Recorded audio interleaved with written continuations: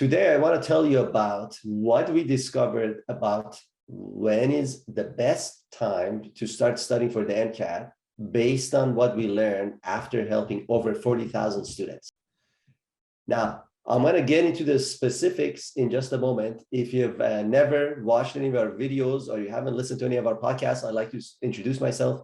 My name is Behrooz Momeni. I'm the CEO and founder here at BeMo, and I'm joined with Genia, who is our content manager at BeMo as well.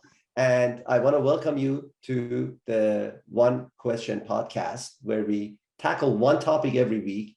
We try to give you as much information as we can so that you can learn from what we have learned in the process of helping other students and be able to do it on your own.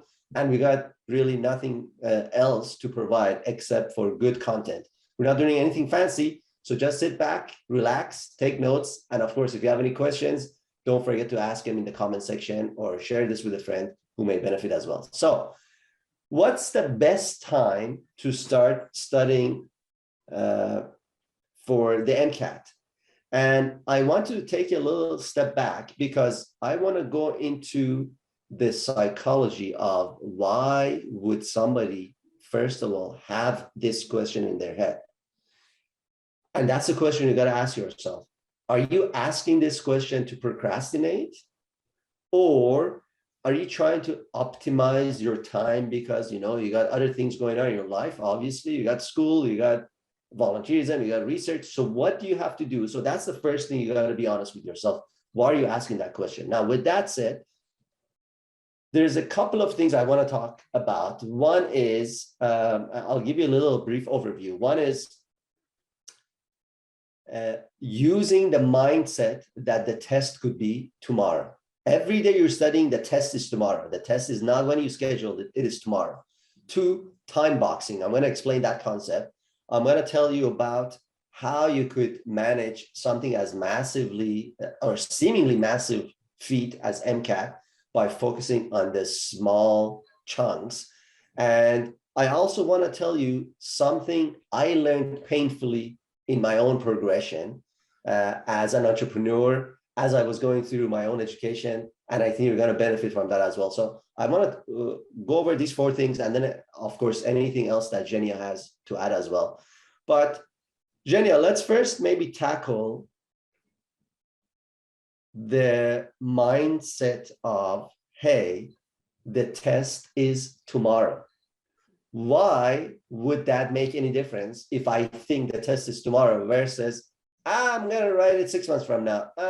You know what? A year from now. You know what? I'm not even going to schedule it until when I'm ready. I don't want to do it now. What's the difference? I mean, it is an interesting concept, and it is a real struggle for students because, as you said, thinking that the test is tomorrow may lead you to panic and lead you to anxiety. Maybe even a study block if you're that nervous for the test. Yet on the other hand, you don't want to think you have too much time because that way you'll never learn anything because you'll be putting it off and maybe read a paragraph here, do a practice test there. So it is a very, very nuanced balance that you have to create when you study for the MCAT and when you decide when you want to study for the MCAT. We do say that it's very individualistic most of the time, but as you said, there are some very, very dangerous territories, whereas then you might think that it's, you don't have enough time and you rush and you don't prepare enough, or you think that there's too much time. And again, you don't prepare enough, again, because you think you have way too much time. So I think it's really important to discuss that balance, which I think you are leading into.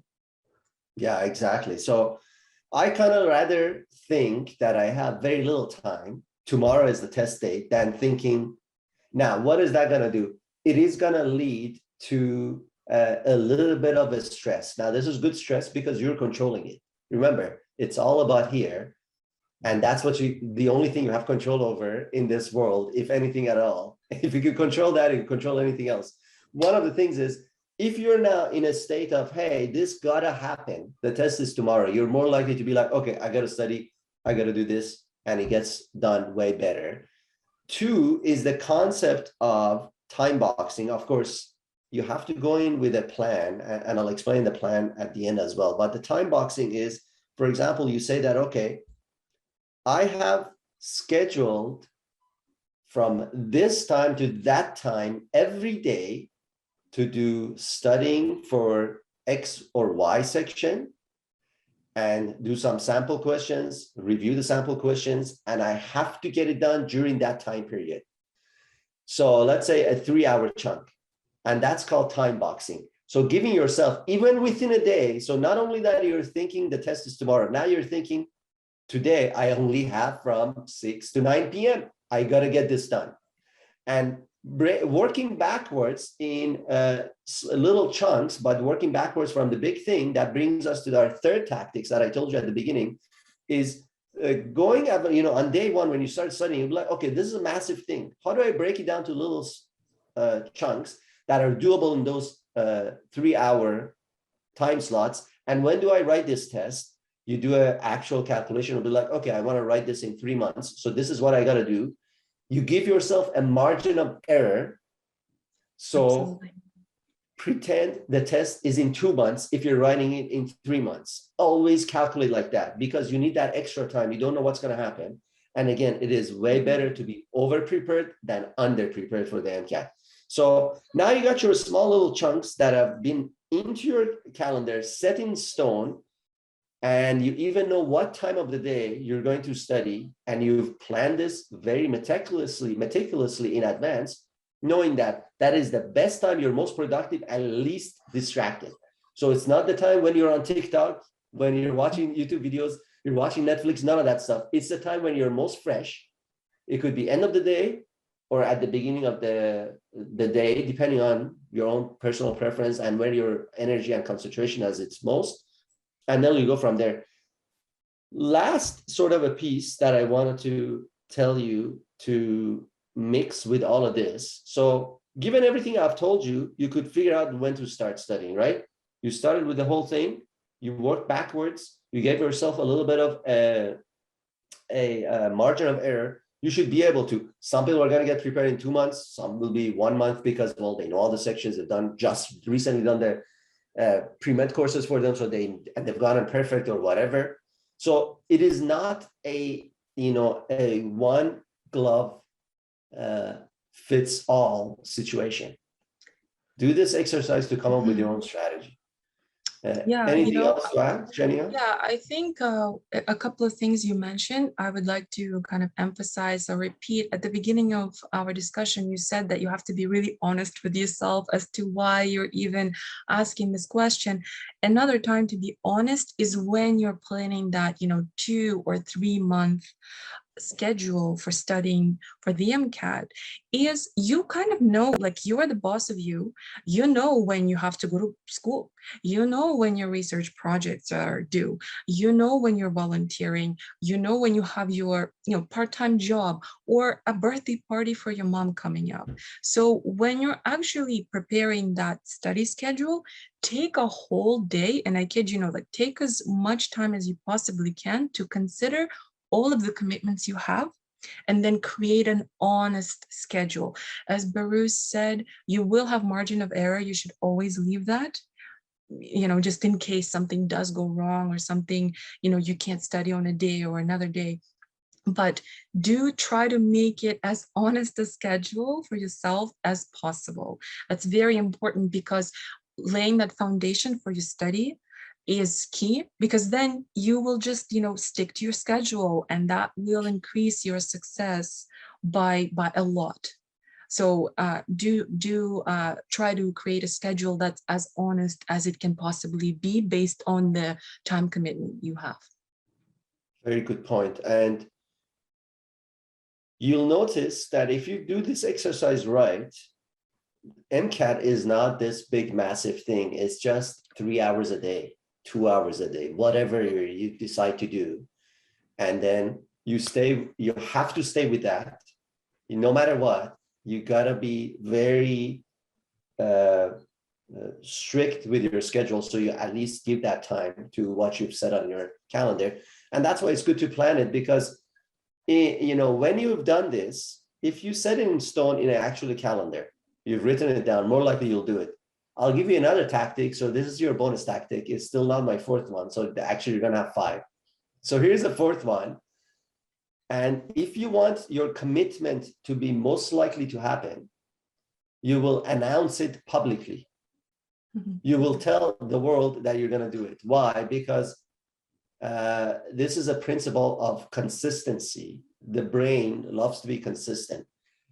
It is only inconsistent when others are not aware of its intentions. Then it gives itself a break and it lies to itself. It does all that stuff.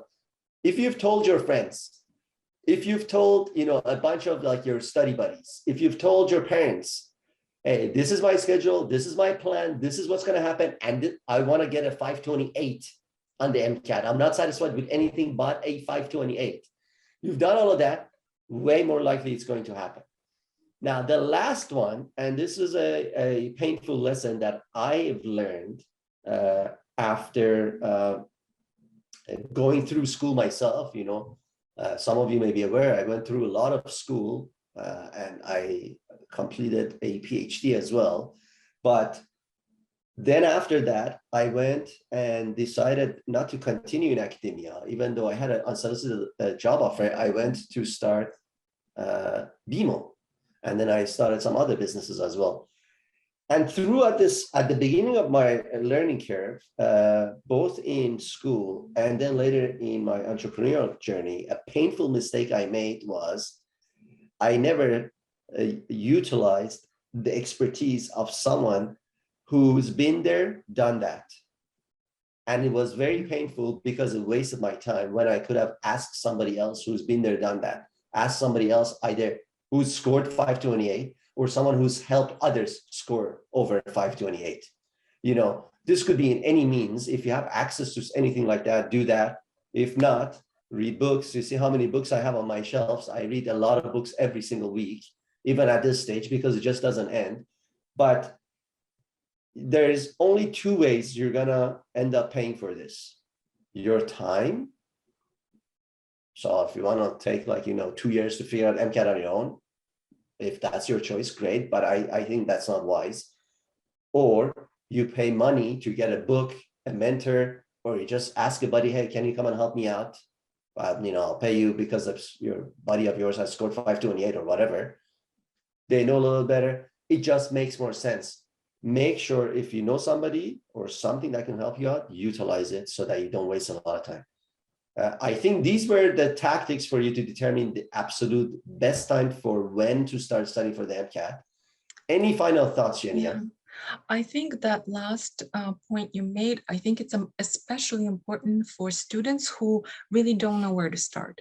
For example, you took your MCAT diagnostic test and good, like you scored okay or bad or really good, and you just don't know where to go from there, how to organize your schedule, or what sources to even use.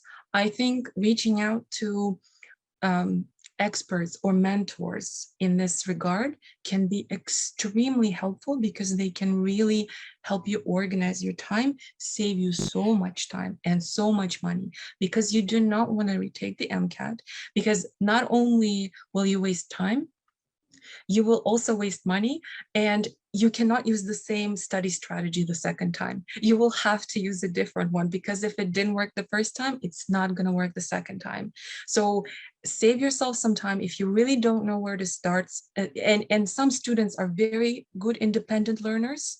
That's great. But if you don't know where to start, reaching out for help is always a really good step.